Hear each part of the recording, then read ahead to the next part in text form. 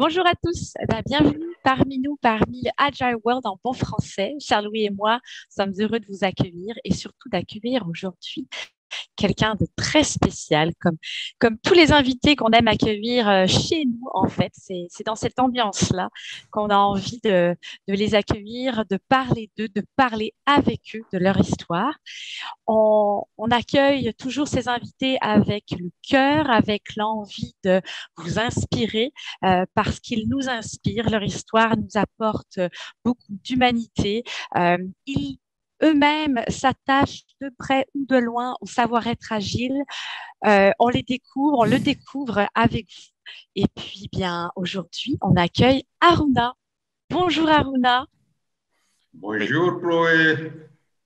Bonjour. Et donc, je voudrais rajouter aussi par rapport à ce qu'a dit Chloé. Alors, moi, je suis ravi d'avoir Aruna ici, qui nous a invités à. En fait, il nous a, donc, je pourrais presque dire bienvenue dans notre fada, hein. C'est une coutume nigérienne aussi dont Aruna nous parlera. Et j'ai rencontré Aruna par hasard un soir d'hiver à Niamey. D'hiver chaud, je crois, hein. D'hiver, oui, oui, il faisait au moins 30 degrés à midi, hein, On ne connaît donc pas voilà. ça ici au Québec, alors c'est pour ça que je précise. Et en fait, on a tout de suite connecté et du coup, je suis vraiment ravi de t'avoir ici parmi nous, Aruna, pour que tu puisses aussi un peu raconter ton histoire à ceux qui nous écoutent. Ah, vraiment, merci beaucoup. Ça, c'est un honneur d'être dans cette grande fada avec vous. Chloé qui doit être au Canada et toi, tu dois être en Belgique. Et moi, je suis en Afrique de l'Ouest, au Niger, un pays qui fait frontière avec 7 autres pays, dont le Burkina, le Mali, le Bénin, l'Algérie, et la Libye, le Tchad et le Nigeria. Donc, du coup, c'est un pays qui a une diversité ethnique et qui a fait que, bon, on a quand même des liens de cousinage à plaisanterie avec beaucoup d'autres ethnies. Ah, oui, Et, et d'ailleurs, ça, c'est génial parce que je vais peut-être raconter l'histoire qui m'a fortement marqué parce que le cousinage, parenté à plaisanterie, moi, je ne connaissais pas. Voilà, il y a 6 mois, je ne connaissais pas du tout. Et donc, avec Aruna, on va manger à l'hôtel où j'étais. Et le serveur arrive et puis il nous demande ce qu'on veut avoir. Et puis, je crois que c'était toi, Aruna, qui dit, hé, au serveur, hé, mais t'es mon esclave, toi. Et alors déjà, moi, j'ai rien compris. Je dis, qu'est-ce qui se passe là? Et puis l'autre dit, hé, t'es mon maître, tu vas me bouffer tout cru. Et Ah ils oui, ont en plus, il commencé répond à s'envoyer ce que j'appellerais des insultes. Moi, je vois ça avec mes yeux d'Européen, hein, voilà, de Belge. Je dis, avec tes tiens, mais qu'est-ce perspectives. qui se passe ici? Aruna et ce serveur qui s'envoient des insultes. Puis le serveur part pour chercher la commande et je dis à Aruna, mais tu connaissais le serveur? Parce que vous m'aviez quand même l'air très familier. Tu te souviens de ta réponse? oui, oui, oui, oui. Donc tu le Oui, parce connaissais? que, oui, en fait, c'est un Peul et moi, je suis un Maori. Les Maoris, ils ont les cicatrices de là jusqu'aux oreilles, deux ici et deux ici. Hmm. Et ils sont des cousins au Peul. Alors, même si vous ne vous connaissez pas, le fait qu'il est Peul et que moi, je suis Maori, ça me donne le droit de le taquiner comme je veux. Hmm. Alors, c'est comme ça. Et ça nous sauve beaucoup. Et souvent, ça nous fait beaucoup de. Ça casse les frustrations, même que ce soit au lieu du travail ou que tu sois en déplacement. Même pendant la rébellion au Niger, ce lien de cousinage a fait en sorte que les rebelles qui étaient des Touaregs, même qu'ils attrapaient des Jarmas qui sont de la région de Tilaberi, ou des Maoris, ils leur disent, bon, vous êtes nos petits, on ne peut pas vous tuer. Donc, souvent, ils les nourrissent bien et ils les libèrent. Hmm. Deux fois, même quand on est en déplacement, vous savez, au Niger, on a quand même ce lien avec plusieurs pays, comme au Bénin, au Burkina et au Mali. Moi, j'ai eu des expériences avec tous ces pays où j'étais même à l'aéroport et c'est un policier qui voulait m'arrêter. Il dit, mais toi, tu n'as pas honte d'arrêter ton patron comme ça? Il dit, mais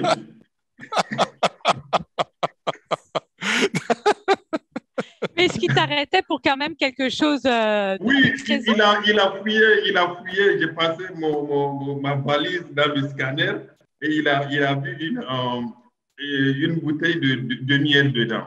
Et il voulait prendre ça. Il dit non, toi aussi, tu n'as pas honte, moi je suis ton patron. Après, ses amis étaient là en train de regarder. Il dit, mais lui, il est nigérien, toi, tu es burkinabé. Qu'est-ce qui se passe? Il dit, non, c'est nos cousins.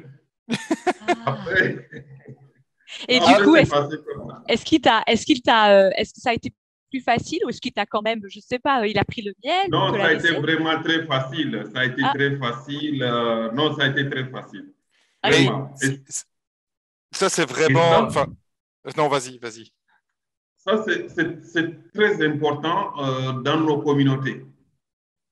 Et ça sauve souvent. Je me rappelle, comme je travaille dans le domaine de consolidation de la paix, de cohésion sociale, de lutte contre l'extrémisme violent, de réinsertion et réhabilitation des ex-combattants et des jeunes qui souffrent souvent des conditions liées à l'insécurité. On était dans une localité où on était comme des étrangers. C'est le même Niger, c'était à Difa. Et quand on était parti, il y avait, bon, comment on appelle ça là, des notables qui étaient venus, puis des groupes de personnes, on était assis en train de causer. Et on avait identifié qu'il y avait d'autres jeunes qui n'étaient pas trop catholiques, comme on dit. Et tout de suite, mes collègues ont commencé à avoir peur parce qu'on se sentait trop en danger. Et souvent, l'habillement compte aussi parce que j'étais habillé comme façon, c'est-à-dire, on peut assimiler ça à un militaire américain comme ça. Et ils pensaient peut-être qu'on n'est pas des Nigériens. Hmm. Et, et tout de suite, quand j'ai dit l'ambiance était un peu tendue, crispée, j'ai dit, mais vous, les grands-pères, là, c'est comme ça vous accueillez vos petits-fils qui viennent chez vous? Ah, ils étaient comme ça. Ils me regardaient, ils disent, mais moi, je suis votre petit-fils, moi, je suis Maurice. Et tout de suite, ça a changé tout. C'était très relax. Et vraiment, on était très bien. Et on s'est senti en sécurité parce qu'ils se disent, bon, quand même, il y a un petit-fils parmi nous. Ah.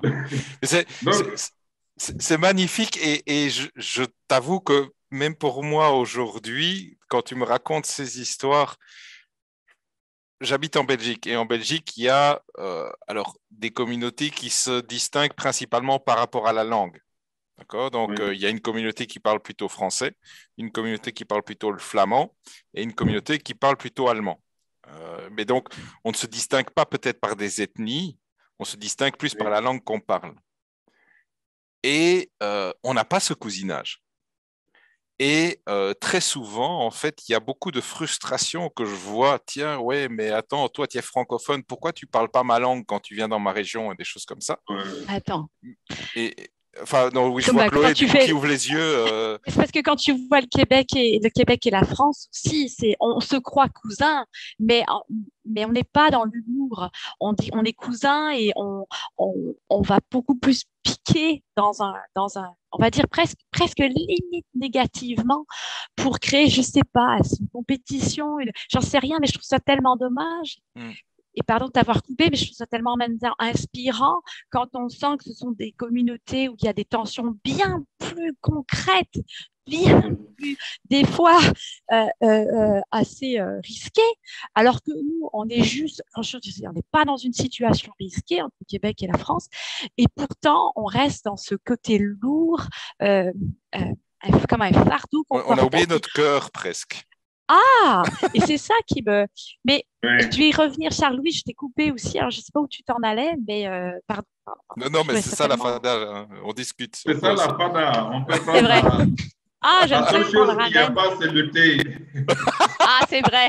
Imaginez, chers auditeurs et chers public, qu'on a un thé ici puis qu'on le boit tous les trois ensemble Voilà, donc, dans le salon. on a notre fada. Et la fada, c'est plusieurs jeunes qui se retrouvent et puis on débat qu'est-ce qui s'est passé dans la journée. Et voilà, on se raconte des histoires. Souvent, on crée des liens forts. Et notre fada, souvent, c'est aussi pour donner espoir à certaines personnes et puis souvent, c'est pour surveiller le quartier. Parce que quand on est dans un contexte d'insécurité, la fada, elle est là, elle veille presque toute la nuit. Donc, même s'il y a des personnes qui sont mal intentionnées, le fait que dans notre fada, on reste longtemps la nuit, donc les gens, ils se disent, bon, là, on ne rentre pas dans ce quartier. Donc voilà un peu, et puis ça tisse les liens entre les jeunes du groupe. On devient des amis, souvent à partir de FADA, on tisse même des liens qui aboutissent au mariage. C'est génial. Tu sais, quand j'entends la FADA, en fait, ce que j'imagine, c'est des gens qui discutent, qui causent avec le thé et tout ça. J'imagine quelque chose de très vivant. En Belgique, dans certains quartiers, tu arrives parfois la nuit ou le soir ou même en pleine journée et puis tu vois un panneau à l'entrée du quartier. Ici, vos voisins veillent.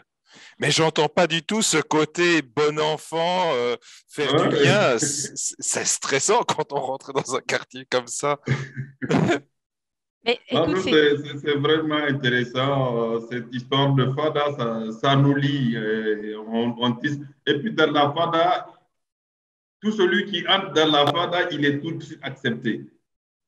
Quand tu viens dans la FADA, tu n'es plus étranger, tu intègres la FADA. Donc, il n'y a pas que non, tu vas te retirer, te sentir étranger. Non, tu rentres dans la FADA, c'est fini. Tu es accepté et puis voilà, c'est fini. Et souvent, c'est ça, je transporte ça là, souvent, cette technique-là, dans mon lieu de travail. Comme souvent, il faut faire comme les Américains aiment le dire, du work-life balance. Alors, là, on se retrouve, on prend une journée ou quelques minutes ou des heures et on reste, on se raconte des blagues, on cause, on va manger la viande grillée comme on le dit. Mais c'est ce qu'ici. Et on oublie le travail. Et voilà. C'est ce qu'ici, on essaye de ramener plus sous forme avec le mot de l'informel. Au travail, aujourd'hui, de 9 à 5, on pense que ce qui est important, c'est qu'il faut qu'on travaille constamment de 9 à 5 et que d'aller prendre un café et créer un lien à la machine à café, c'est presque, il faut demander la permission pratiquement, on n'est pas rendu là. Parce que ce n'est pas productif. Parce que c'est exactement ça. On ne pense pas qu'il y a de la performance dans ces moments-là. Or, il y en a. Parce que, effectivement, on a besoin de cet équilibre en tant qu'humain. Oh, par moi pas, je te jure. Non, mais on est vraiment là. Tu as mis le doigt dessus, Aruna. Moi, je me demande où sont les fadas dans le monde du travail. Et je pense qu'aujourd'hui, j'ai trouvé un mot. Merci, Aruna, tu me donnes un cadeau. Comment ça se fait? Alors là, c'est bon, je suis partie, je suis enflammée. Ça nous prend plus de fada dans le monde du travail. Ça nous prend plus d'espace où on converge, on discute. Et tu sais, maintenant, moi, ce que j'aimerais savoir, c'est comment, dans un univers où tu es présentement, dans une histoire où les communautés, quand même, ont un passé je ne sais pas quel mot je pourrais mettre, ont un passé quand même relativement tendu, je veux dire, pour certaines communautés entre elles. Mais comment on passe d'un univers tendu à un univers bon enfant, un univers où relativement tout le monde s'entend sur cette façon d'interagir entre eux? Comment on fait? Parce que là, je veux inspirer des gens du monde du travail qui ne sont pas dans un univers d'insécurité à ce point-là, peut-être en santé mentale, je ne veux pas non plus trop minimiser ça, mais comment on peut les inspirer? Vas-y, à toi. Oui, voilà. Vous savez, l'histoire de cousinage à plaisanterie, elle remonte des siècles. Parce que parmi ces ethnies, c'était la guerre, c'était des affrontements. Et c'était lié aux femmes parce que telle ethnie a des belles femmes ou un truc comme ça où les gens ont fait la guerre. Que veux-tu? Ça y est. On revient toujours sur le même sujet. Donc après tout ce temps de guerre, et après ils se sont dit, bon, écoutez, on fait un pacte de non-agression et on signe le pacte de cousinage entre nous. Et ils ont commencé à se défendre entre eux, à se protéger entre eux. Et c'est parti, le cousinage est tissé à partir de là. Wow. Parce que quand vous prenez les nomades, Au Niger, les nomades, c'est-à-dire les Peuls, les Touaregs, sont les ethnies qui ont le plus de cousins parce qu'ils ont voyagé à travers tous ces pays. Et c'est des nomades. Alors, c'est vraiment historique. Mais la fada ou le cousinage ou la plaisanterie, la fada au bureau, on peut l'amener très facilement. Je pense que dans votre bureau, vous n'avez... Oh, Oh non, Haruna, tu vas revenir. Restez avec nous. Ça y est, c'est le secret de la On fada. va repartir. Oh. Oui. Ah, Haruna, on a perdu au moment où tu expliquais comment l'amener au bureau. Comment on l'amène au bureau, Haruna? Tu nous as gardés sur nos... Voilà. Comment on l'amène au bureau, c'est simple. Pour l'amener au bureau, vous allez voir des gens qui ont, par exemple, de façon de cuisiner différemment. Même en Europe, vous avez des gens qui ont des menus différents. Alors, vous prenez juste 30 minutes par jour, mais à l'avance, vous allez dire à vos collègues, OK, aujourd'hui, on veut goûter votre spécialité de cuisine. Simple. Même si c'est des petits gâteaux, c'est des petits biscuits qu'ils vont faire. Alors, vous faites un vide là, quelque part, ou bien votre table de réunion, ça sert là de fada pour vous. Chacun amène son gâteau et il explique comment ça se fait et quelle est l'histoire derrière tout ça. Et voilà, comme ça peut aider à discuter. Et puis, voilà, on oublie le bureau, on se déplace dans le village de Charles-Louis et puis on va se déplacer dans le village de Marie-Belle. Et comme ça, elle explique comment c'est cette histoire, parce que souvent, les gens n'ont pas le temps de se raconter leur histoire de vie. Mais ça peut être un début. Et comme ça, la bouffe, ça rassemble toujours. Moi, je le dis. Ça c'est sûr. Nous, on fait ça là souvent avec moringa. Si on n'a pas le thé, c'est le moringa. À 10 heures, on amène le moringa, on le prépare. Le moringa, on a une façon de le préparer avec du piment, de la pâte d'arachide et on fait une grande tasse. Alors, tous les collègues se retrouvent devant le truc de moringa et on se raconte des histoires. Mais on fait attention à tout ce que les personnes disent autour de la table quand ils mangent. Parce que chez nous, on dit il y a quelque chose qu'on appelle senti. Donc, senti, c'est quand tu es en train de manger et que tu penses à quelque chose. Donc, quand tu es en train de manger, tu penses à quelque chose, tu as donné une piste pour t'attaquer. On était une fois en train de manger avec un cousin. On est en train de manger et puis, quelques minutes après, il me demande, il avait du pain dans sa main comme ça. Et il me demande, mais Jibril, là, il est où? Tu dis, mais tu ne sais pas que Jibril, là, il est devenu boulanger? Maintenant, il fabrique du pain et tout ça. Et ça lui a pris du temps pour savoir que j'étais en train de le taquiner parce que je liais sa phrase là au pain qu'il est en train de manger. Ah, ok. Ah oui. Depuis l'autre jour, on a commencé par l'appeler Issa le boulanger. Et voilà, et là, tu taquines.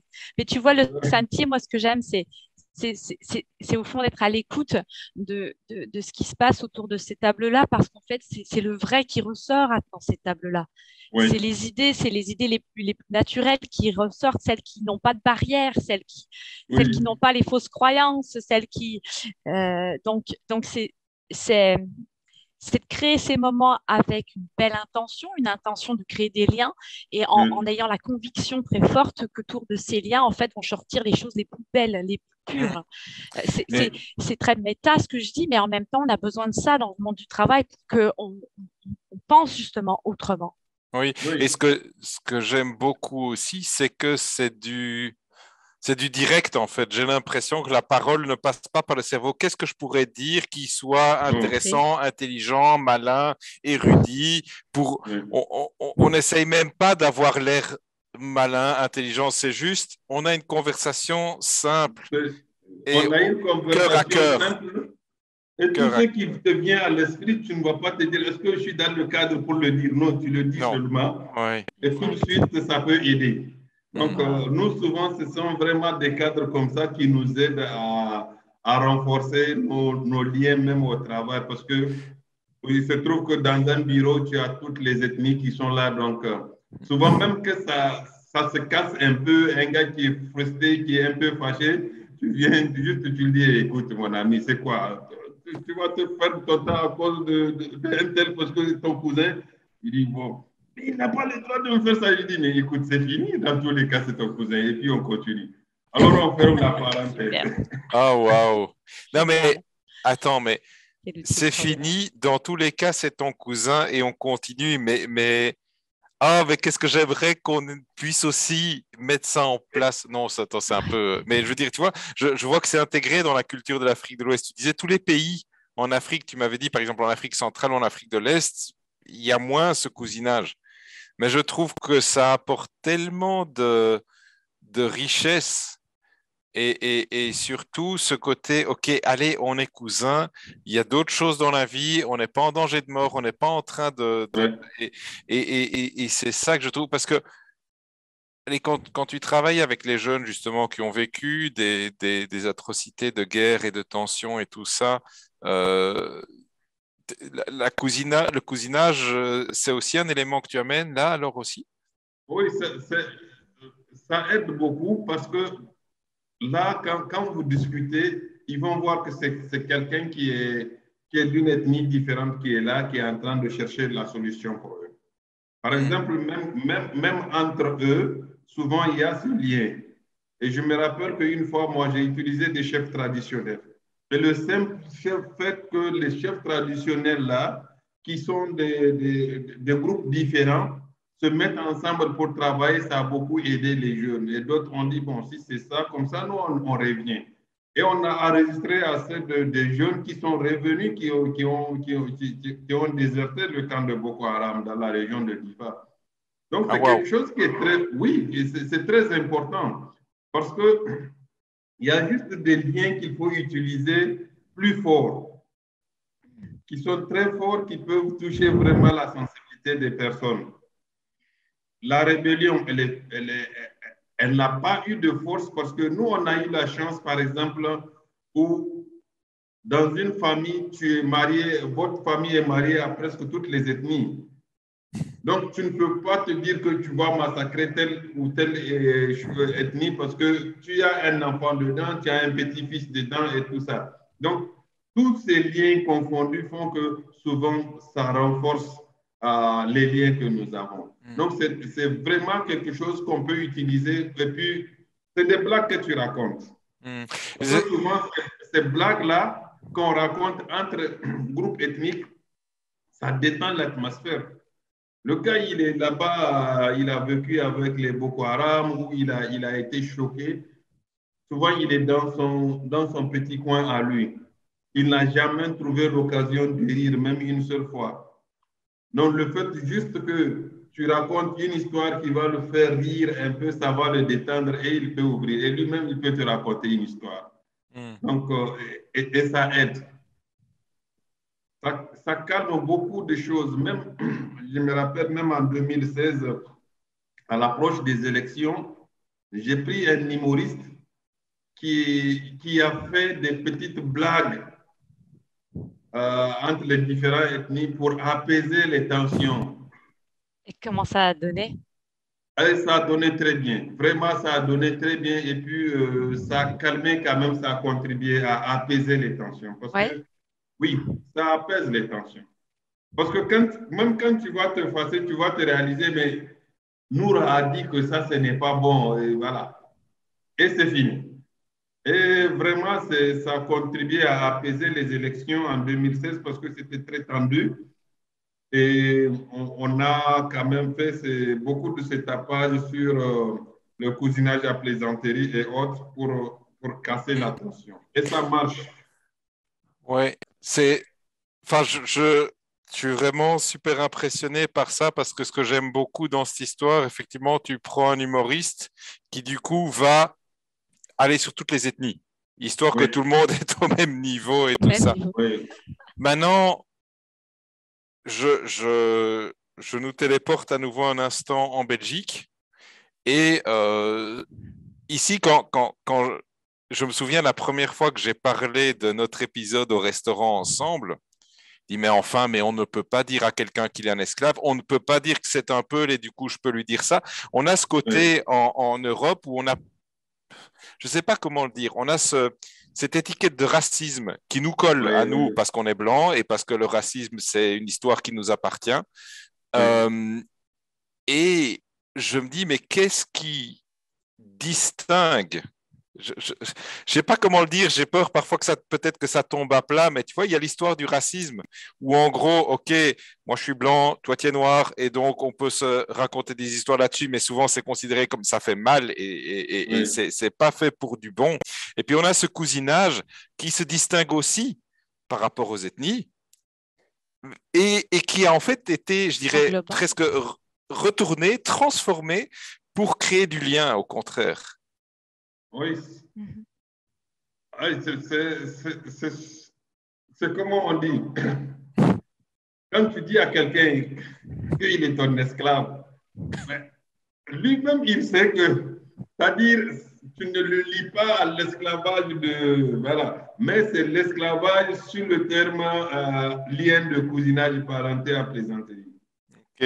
Et tout de suite, il comprend. Parce que dès que tu lui dis, il va tout de suite essayer de se dire, lui, là, s'il n'est pas maori, il est goubé, parce qu'il y a ceux qui ont les cicatrices jusqu'à là, il y a ceux qui ont les cicatrices à moitié. Donc, il va se dire, s'il m'a dit ça parce qu'il n'est pas peur, on n'a rien de commun, c'est que c'est un cousin. Ok. Alors, il accepte. Et deux fois, tu te mets la corde au cou. Parce que Ah tu oui. es obligé de payer. Tu vois, tu vas payer parce qu'il va te dire, je suis ton disciple, ok, tu vas me faire tout ce que je veux. Il va prendre la chose qu'il veut et tu ne peux pas dire que non, je ne vais pas payer parce que comme c'est ton petit, tu vas payer. Ah bah Et oui. puis c'est fini. Et donc tu l'invites à manger et puis il dit je vais Tu invites manger à manger, ça tu et fais tout. Voilà. Et souvent, même entre cousins de la même famille, il y a deux fois, quand tu veux te faire de l'argent dans ta poche, tu prends ton balai. ok. Tu prends ton balai, tu vas chez ton cousin et tu balayes sa maison. Et tu viens rester dehors. Tu ne bouges pas. Le gars, il est venu, il va te remplir ta poche parce que c'est comme si tu es venu lui dire, écoute, chez toi est sale. Tu sais que sa maison n'est pas sale. Mais quand même, tu prends ton balai, tu viens. Tu balayes sa maison, maintenant tu prends ta chaise et puis tu t'assois. Le gars, il est obligé de te payer. Non, Donc, il y a comme un c'est vraiment super. sous-entendu clair que tu sais ce que j'aimerais juste remettre en lumière, c'est ce que tu as dit, Aruna, c'est que si ça a eu lieu, c'est parce qu'il y a eu pacte de non-agression. C'est qu'il y a eu une fois marqué dans le temps un moment où les gens se sont dit stop, aujourd'hui on va se parler autrement. Oui, Et je pense que ça crée évidemment le lien de confiance. C'est un peu évident ce que je dis là, mais en fait, je pense que ça prend une pierre blanche, un jour marqué d'une pierre blanche qui dit aujourd'hui c'est comme ça. Et si aujourd'hui il y a encore des tensions entre certaines populations en dehors de l'Afrique, peu importe où que ce soit, ben, ça prend un moment pour Mm. se dire stop, on se Oui. parle. Ou ça prend un ouais, moment pour se dire, hey, nous, on peut. non, c'est vraiment très fort. Hein. Ce pacte, il est très fort. Parce que maintenant, on blague un peu avec ce pacte-là, mais jusqu'à présent, quand ton cousin, tu le nerves et que tu oublies qu'il y a eu ce pacte et que tu t'énerves contre lui et que tu lui fais mal, et quand il te souhaite quelque chose, cette chose-là va t'arriver. Donc, c'est tellement fort que les gens ne blaguent pas avec ça. Il n'y a pas de possibilité à ce qu'on revienne encore sur les conditions de guerre entre nous. Ça, Mm. C'est c'est non fini ça. négociable. Ouais. Donc, C'est maintenant, on s'est scellé, on est cousins à vie, on va se blaguer à vie, il n'y a pas d'agression et puis tu n'as pas le droit de faire du mal à l'autre personne. mm. Tout ce C'est- que tu vas le faire, c'est du bien. Vous vous blaguez, vous causez, vous vous amusez et puis c'est fini. Et quand tu te fâches et que tu vas, tu dis que non, je fais telle à telle personne, dès que tu reviens, on va te dire, mais tu as eu honte. Parce que ce que tu as fait quand même, il ne faut pas te glorifier parce que tu as honte. Et là, demain, tu ne vas pas répéter.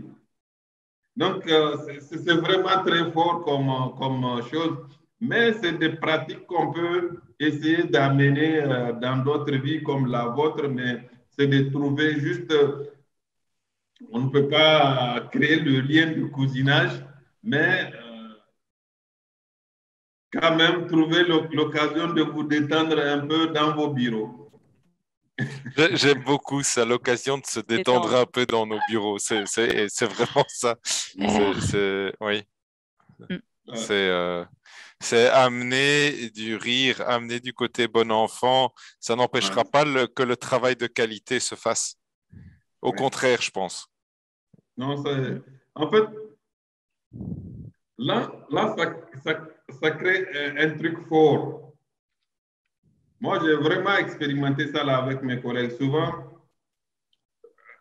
on prend un temps, on s'amuse, on se taquine, mais quand on retourne dans le travail, on travaille à fond. Et on a toujours les bons résultats. Parce que l'équipe est soudée, parce que ça fait esprit d'équipe. Il y a des différences souvent, quand on est des êtres humains, les interactions humaines, il y a toujours des tensions, mais ces tensions ne perdurent pas. C'est-à-dire, on prend juste un temps pour dire, OK, stop, on se met ensemble. En fait, ce que je trouve très puissant dans ce que tu nous enseignes au sujet du cousinage, c'est que il y a le lien historique, donc il y a eu des tensions et on ne les efface pas. Oui. On sait qu'elles étaient là et on n'est pas en train de dire maintenant on n'y pense plus. On sait qu'elles étaient là, c'est grâce à ça qu'il y a eu le cousinage. Tu viens de parler aussi des tensions. Il y a des tensions quand on travaille ensemble, il y en aura toujours. De nouveau, on ne les efface pas, on sait qu'elles sont là. Et au-delà de ça, on décide de travailler ensemble au-delà des tensions. Et je pense que c'est des ingrédients qui, en tout cas, c'est comme ça que je le vois dans ce que tu me racontes, mais c'est des ingrédients qui sont vraiment cruciaux pour que ça se passe, je dirais bien. Et du coup, tu nous parlais aussi de ton travail avec les jeunes qui ont vécu dans des situations, tu parlais de Boko Haram, tu parlais de différentes histoires comme ça. Et comment, enfin, je vais pas te demander, c'est pas la recette magique, mais c'est plutôt peut-être une histoire à nous raconter par rapport à ça. Bon, comment on dit? Ça devient une façon de vivre. Il y a beaucoup de mes collègues, souvent, quand ils viennent, parce que moi, j'ai occupé de postes où j'étais directeur pays ou coordinateur de projet, mais quand tu viens dans le service, tu ne vas jamais savoir c'est qui le patron. Sauf quand tu vas venir dans mon bureau, que tu vois, on a écrit directeur, en ce moment, tu vas savoir que c'est mon bureau. Mais quand je suis là avec tout le staff, même les gardiens et tout ça là, souvent,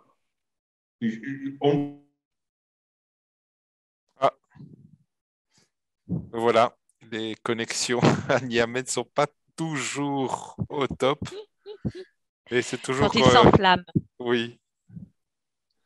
Mais c'est bien, on garde l'auditeur sur. Oui. On garde le suspense. Voilà. On va revenir. Je sais pas Peut-être qu'on pourra couper et revenir. On verra. Aruna va revenir. C'est ça aussi, je vais lui envoyer un. Mais enfin, ouais, je trouve ça quand même super. Enfin, je sais pas ce que toi t'en penses, parce que je sais que le Québec a aussi des histoires par rapport à la langue Ah, c'est sûr. Ah, c'est sûr. Et en fait, aujourd'hui, on veut tellement protéger les langues qu'on s'enferme. On s'enferme dans des silos. Et en fait, on se tire sur les pieds, je pense. Ça, c'est la pause pour activer le fait. Ah, tu es revenu. Je suis revenu. C'est la pause pour activer le thé. Ah oui, d'accord. Le thé, oui, bien sûr. Extraordinaire. Alors, tu nous parlais de ton expérience au travail, justement, oui, avec... le travail. Alors, qu'est-ce qui se passe? J'organise que un des vigiles prépare. Et puis, on se met tous ensemble. Le secrétaire, le comptable, le directeur, le chauffeur, on se met tous ensemble. On fait un grand plateau et on mange dans le même plateau. C'est comme si vous faites un grand méchoui et que chacun peut venir prendre son buffet, comme vous faites chez vous. Donc, c'est un buffet, tout le monde est libre de manger dedans. Alors là-bas aussi, ça crée l'atmosphère. Et souvent, ça évite d'avoir la casquette, non, je suis directeur, non, je suis comptable, je suis administrateur, non. On est des humains, on est ensemble et on est des collègues. Et dis-moi, Aruna, on aurait comme envie d'entendre, avant qu'on se laisse, on aimerait ça savoir un petit peu plus aujourd'hui, qu'est-ce qui anime tes journées, qu'est-ce qui anime, quel projet as-tu, quels sont ces projets avec les jeunes? Est-ce que tu pourrais nous en dire plus? Oui, le projet avec les jeunes, actuellement, je suis sur un projet pour les jeunes et je suis en train de négocier avec des partenaires pour le financement d'une école où tous ces jeunes, mais il y a des enfants et des enfants de tous ces déplacés ou des enfants qui ont abandonné l'école parce que il y a l'insécurité dans leur zone, qui sont presque tous au niveau de la ville de Niamey. Donc, je voudrais avoir une école pour eux, pour les enfants, et pour les grands, c'est des ateliers d'apprentissage de couture, de mécanique auto, de menuiserie bois, menuiserie métallique. Bon, ils seront dans un centre avec l'espace de loisirs et tout, pour vraiment leur donner espoir, pour les aider à avancer dans leur vie. Voilà vraiment le projet qui me tient à cœur et je pense qu'avec d'autres partenaires qu'on est dans les négociations, ils m'ont même demandé de leur envoyer le budget pour ça et le plan. Donc, je suis en train de travailler là-dessus. Pour moi, ces jeunes, on doit travailler avec eux. Et c'est de trouver aussi les conditions de maintenir cette parenté à plaisanterie. Parce que souvent, on perd ça. Nos enfants ont commencé à ne pas avoir cette même histoire. Je me rappelle quand on était des enfants, on était, c'est-à-dire c'est même des vieux qui sortaient pendant les vacances, c'est eux qui nous organisaient, qui nous disent, OK, allez-y, dérangez les gens, faites tout ce que vous voulez. Mais aujourd'hui, il y a même certains vieux qui ont grandi dans d'autres milieux qui ont commencé à perdre cette valeur. J'étais vraiment choqué pendant le carême passé, juste c'était le mois d'avril.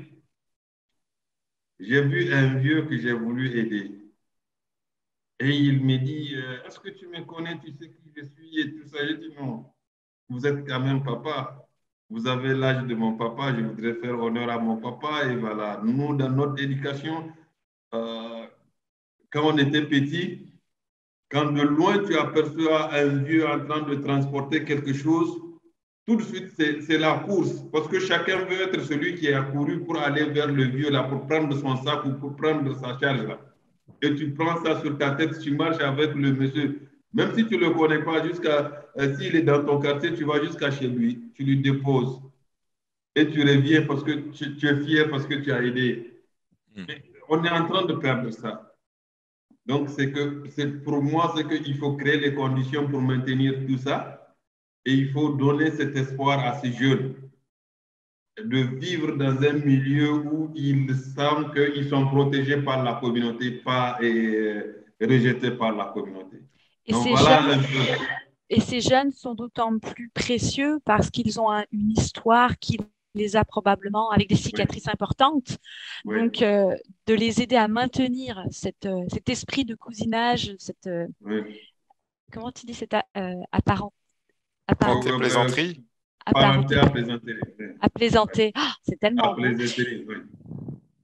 Et de les aider à ramener ça et à s'y connecter et à avoir confiance en ça. Donc, d'offrir ces espaces-là, c'est absolument une chance, en fait, pour eux. Est-ce que ça fait longtemps que tu fais ça? Est-ce que ça vient tout juste de démarrer, de se mettre en place? C'est quoi l'histoire de ce projet-là? Bon, en fait, ce projet, ça remonte depuis quoi? J'ai commencé à nourrir ce projet, c'était en 2014. Mais avant ça, c'était quelque chose que je voudrais toujours faire parce que euh, quand j'étais jeune, dans ma maison, on nous interdisait de repousser un étranger. Et moi, j'ai grandi vers la frontière avec le Bénin. Donc, on a tous ces gens qui viennent du Togo, du Bénin et tout ça. Donc, notre maison, elle était comme vraiment case de passage ouverte pour tout le monde. J'allais dire. Alors, vraiment, depuis là, j'ai appris à vivre, à aider les personnes. Mm. Et avec le temps, en 2014, ça avait commencé par des jeunes qui ont commencé par consommer de la drogue. À l'époque, on n'avait pas, l'attention n'était pas forte d'extrémisme violent, c'était plus la drogue, des petits enfants qui se droguent, voilà, qui sont dans la rue. Et j'avais fait mon association pour aider. Euh, et cette association, avec le temps, ça a évolué. Parce qu'initialement, mon association, son nom, c'était la Maison de la vie et de l'espoir. Wow. Ouais, c'était ça. Alors, c'est vraiment pour aider tous ces jeunes, parce que pour moi, il faut les mettre à l'abri de la drogue et tout. Après, quand l'insécurité est venue, ça a évolué. Et c'est devenu la coalition communautaire pour la paix et la promotion du vivre ensemble, COPAV. J'aime beaucoup. Donc là, vraiment, c'est quelque chose qui est là et que je veux vraiment continuer ça pour vraiment être là pour aider. Comment tu nommes ce nouveau nom? COPAV, coalition communautaire pour la paix et la promotion du vivre ensemble. Pour la paix, Oui. la promotion. D'ailleurs, je crois que j'ai une selle de chameau chez moi avec Copave dessus. Ah, super. Ah oui, C'était un souvenir, je crois. qui m'a été offerte par Aruna quand on s'est croisé. Le jour de mon départ, il a fait je passe vite à ton hôtel, tu n'es pas encore parti, tiens. Et j'aime beaucoup la symbolique aussi de la selle de chameau. Ouais. J'ai l'impression qu'elle va prendre une autre symbolique aujourd'hui après cette entrevue. J'ai l'impression. Eh oui. Ouais. Non, vraiment, c'est un peu ça. Alors pour moi, ça va être la mission de ma vie de vraiment comment apporter ma petite graine pour l'harmonie dans mon pays. Wow. Merci vraiment du fond du cœur, Aruna. Enfin, cet échange, c'est vraiment quelque chose qui, enfin, chaque fois qu'on se voit, ça m'enrichit. Donc voilà, mais ici, encore une fois, ce que je retiens de notre conversation, je dirais vraiment les quelque chose qui me saute aux yeux parce qu'il y a eu tellement, mais c'est le côté, les tensions sont là et il faut pas les cacher, il faut pas les jeter. Enfin, je veux dire, parce que il y a ce que j'ai beaucoup aimé, c'est ce que tu as dit à propos des jeunes. En fait, quel que soit leur passé, quelle que soit leur histoire, en fait, c'est leur donner espoir, leur donner le droit en fait d'avoir une vie. Oui. Et puis aussi comment finalement le cousinage ou la fada peut créer de la cohésion au-delà des différences perçues en fait. Et maintenir l'histoire en fait. Et maintenir cette histoire. Ouais. Et surtout que maintenant j'ai un autre moyen très fort que j'ai eu le mois passé. C'est ma promotion en Bicablo. Là, je veux amener tous les gens avec moi. Parce que j'ai commencé maintenant à avoir la main à utiliser ça. Ce que je veux donner à chaque enfant de comme dire, prendre sa planète à lui-même. Et puis, voilà. Donc, on Et peut tu as définir eu ensemble. le meilleur formateur sur la planète. Ah Ça, oui, non, c'est ça, j'en suis vraiment. certaine. Voilà. Donc, Imagine. Oh là on là. va tous décoller de planètes différentes, mais on va Ah se là là. retrouver sur la même planète avec ces enfants-là. À travers la formation du câble là que je réussis, ça va faire la différence. C'est super, Merci. Varda. Oui. J'adore. Moi, ce que j'aime pour doucement atterrir aussi, c'est c'est la synchronicité parce que je te dirais qu'en ce moment, je suis très alerte très allumée sur ces espaces, ces moments où on laisse l'humain être un peu plus qui il est, on laisse l'humain observer ce qui se passe, prendre des décisions un petit peu plus alignées avec ça, alignées avec son cœur, avec sa tête, avec ses tripes. J'ai vraiment de plus en plus conscience. Est-ce que c'est parce que c'est l'été qui s'en vient, le soleil qui a l'envie d'ouverture? Je ne sais pas, peut-être. Mais ce que je trouve beau, c'est qu'aujourd'hui, en te rencontrant, alors que je ne m'attendais pas, et c'est la beauté de ces entrevues, je ne m'attendais pas du tout à ce qu'on s'en aille vers ça. C'est Charles Louis qui m'en a parlé juste avant qu'on se rencontre. Et vraiment, vous connaissez nos coulisses aussi, c'est comme ça qu'on fonctionne. Hein.